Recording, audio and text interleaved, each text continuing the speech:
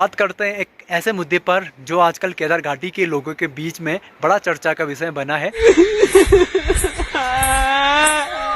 और भोलेनाथ की भूमि में इस प्रकार की जो शक्तियां हैं वो रहती ही हैं। लोकलों पर इसका कोई इफेक्ट नहीं पड़ा आज तक, नहीं मेरे साथ नहीं किसी और के साथ। जय श्री केदार दोस्तों, मैं अनुराग और मैं हूँ अभी केदारनाथ में। दोस्तों आज है 24 अगस्त और अभी टाइम है दिन की 2 बजे और वेदर तो भाई अभी बिल्कुल साफ है। सुबह से लगातार बारिश है लेकिन अभी नॉर्मल वेदर है। धूप लगी थी अभी, इसलिए जो ये भाई लोग हैं ना, ये बंदर की तरफ बैठे दिख रहे हैं ये बीच बीच रास्ते में। तो ये अभी चेयर लेकर बैठे थे कि बहुत दिनों बाद धूप के दर्शन हुए, लेकिन जैसे बाहर निकले धूप ही निकल गई है ना। तो ये भाई हैं, ये सीजन शुरू हुआ था और तब से यहीं टिके हैं। तो घर क्यों नहीं जा रहे भाई? घर वालों ने निकाल दिया कि हैं यहीं है? और यहाँ के खाने पीना कभी नहीं हो रहा है तो आवाज़ भी कम मारी भाई की। खाना पीना थोड़ा कम है भाई। नहीं, ऐसी बात नहीं है, खाना पीना है, मतलब खाना है। और दूसरा ये भाई है, ये देखो जरा शर्मा ब्लॉग में आने की। तो इनका ये है 32 नंबर टीन सेट, ये मेरे कैंटीन के बगल में है।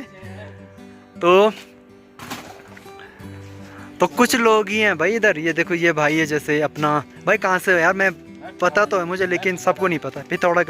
पिथौरागढ़ से यहाँ रखा भाई।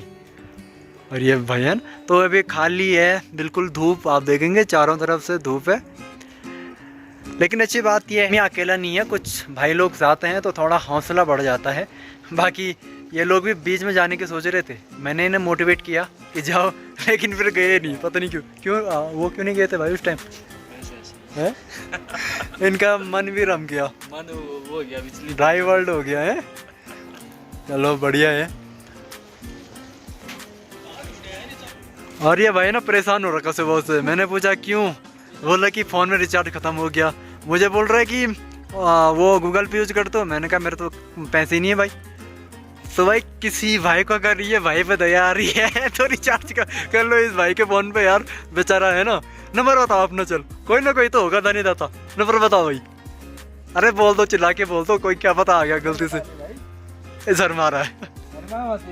अभी मैं इसका नंबर दूंगा भाई, लिखना आप जरूर। बाकी हेलीकॉप्टर आज सुबह से लगातार चल रहे हैं भाई, क्योंकि सुबह तो बारिश थी।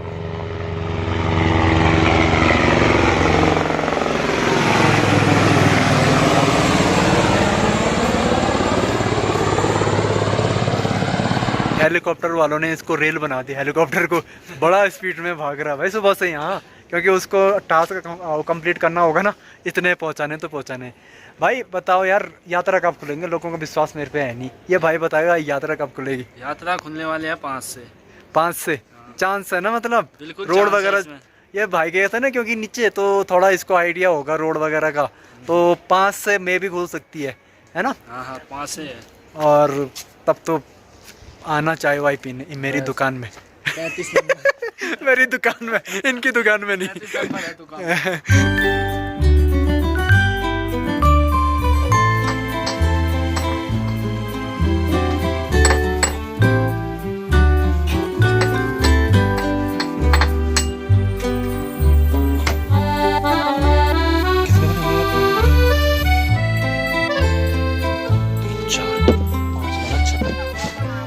तो आज हम बना रहे पराठे। वैसे सिर्फ यात्रियों को ही पराठे बनाए जाते हैं, लेकिन आज हमने भी सोचा कि हम अपने हाथों के पराठे खुद खा ले, क्योंकि यात्रा पता नहीं कब शुरू होती है। तो पराठे बनाओ।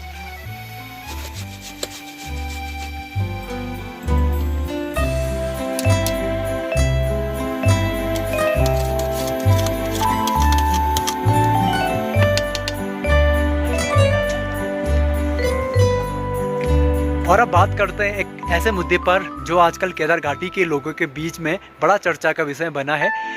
एक वीडियो है जो कि बड़ी वायरल हुई बीच में केदारनाथ के लोगों के बीच में। जब से केदारनाथ बंद हुआ है, यानी कि 31 के बाद, जब यहाँ के लोग कैंप वगैरह छोड़कर अपने घरों में चले गए हैं, तो एक वीडियो सामने पर आया। एक बार आप वीडियो देखिए।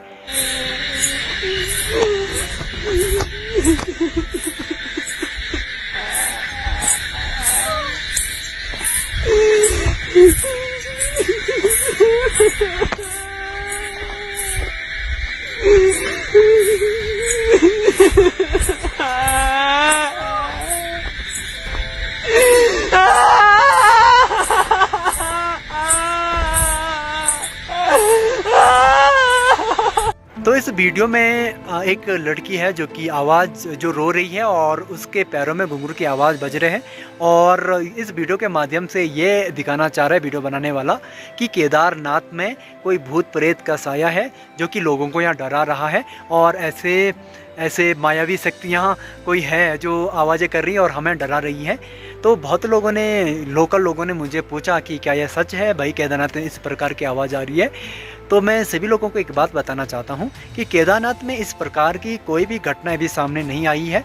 मैं यहाँ पहले से ही हूँ और अभी तक भी हूँ भाई, और अकेला रहता हूँ, तो ऐसे कुछ भी आवाज़ें सामने नहीं आई है, न मुझे कभी सुनाई दी। और मैं पिछले साल भी था अकेला, जब केदारनाथ में बिल्कुल सुन्न हो गया था, कोई यहाँ नहीं था, मैं तब भी केदारनाथ में था, तो तब भी ऐसे कुछ आवाज़ें नहीं आई। बाकी केदारनाथ को लेकर इस प्रकार की जो भ्रांतियाँ हैं कि केदारनाथ में भूत प्रेत होते हैं, कोई आता है रात को, तो ये मैंने बहुत किस्से सुने हैं और ऐसा होना स्वाभाविक है भाई। क्योंकि केदारनाथ जो मंदिर है, यानी कि मतलब केदार बाबा की जो भूमि है, भोलेनाथ की जो भूमि है, उसके मतलब अंडर में हर प्रकार के तत्व आते हैं। आपके भूत प्रेत, चाहे इंसान, देवता, दानव, हर प्रकार के गण आते हैं।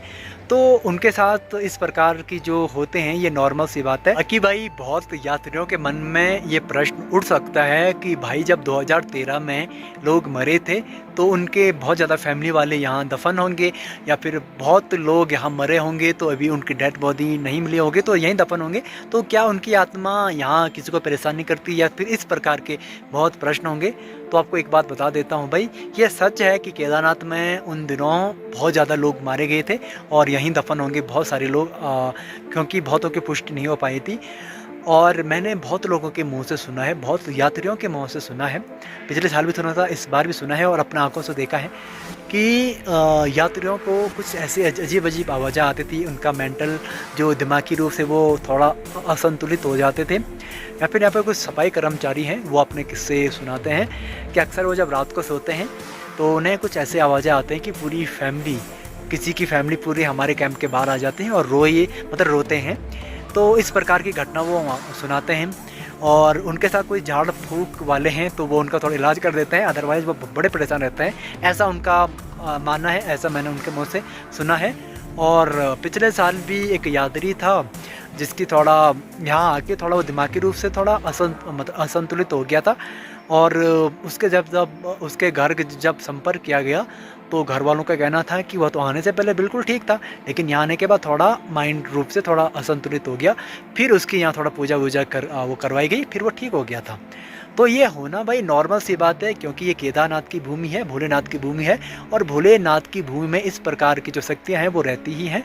लोकलों पर इसका कोई इफ़ेक्ट नहीं पड़ा आज तक, नहीं मेरे साथ, नहीं किसी और के साथ ऐसा केस सुनने को मिला है। लेकिन अक्सर हमें देखने को मिलता है कि जो बाहर के लोग रहते हैं उनके साथ ऐसी घटना थोड़ा होती हैं, लेकिन वो घबराने की कोई बात नहीं है। 100 में से ये 0.5% चांसेस है कि किसी के साथ हो। तो भाई इस प्रकार की घटना जो वायरल करते हैं, वीडियो वायरल करते हैं, उनसे एक बात बोलना चाहूँगा कि ऐसे अकल्पनीय शक्ति जो होते हैं, अलौकिक शक्तियाँ जो होती हैं, वो पहले तो आपके डिवाइस पर कभी रिकॉर्ड नहीं होंगे, और अगर रिकॉर्ड होंगे भी तो मतलब पुष्टि कोई नहीं कर सकता कि ऐसे कुछ घटना होती हैं। तो इस प्रकार की जो मतलब वीडियो है उनको शेयर न करें भाई, लोगों के मन में डर पैदा हो सकता है। बाकी यार देखो, ये हेलीकॉप्टर आ रहे हैं पीछे से, दिख नहीं रहा।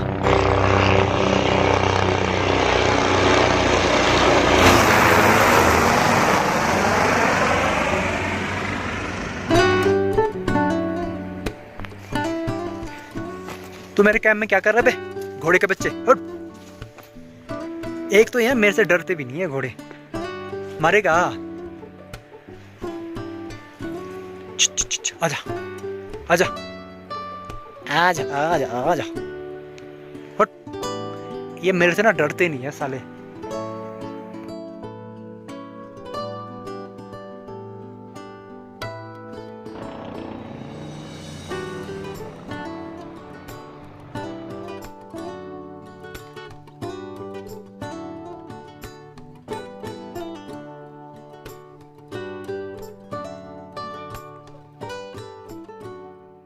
तो वीडियो के अंत में भाई मैं यही बोलूँगा कि केदारनाथ सिर्फ एक मंदिर नहीं है, सिर्फ एक धाम नहीं है, बल्कि ये एक पूरा बुग्याल है और बुग्याल की अपनी एक मर्यादा होती है।